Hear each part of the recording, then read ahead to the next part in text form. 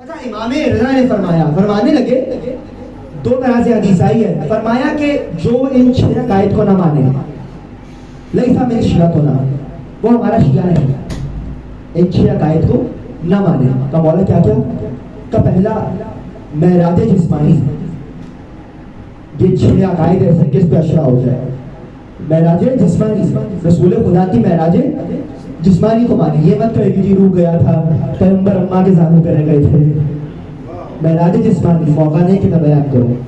پہلا معراج جسمانی، اور دوسرا سوال منکر و نکیر کا، تیسرا ہماری شفاعت کا، چوتھا ہماری رجعت کا، پانچواں کا ہماری ولایت کا، چھٹا کا ہمارے دشمنوں پہ لعنت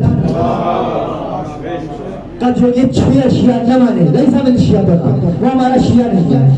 کیا کہا؟ رجعت.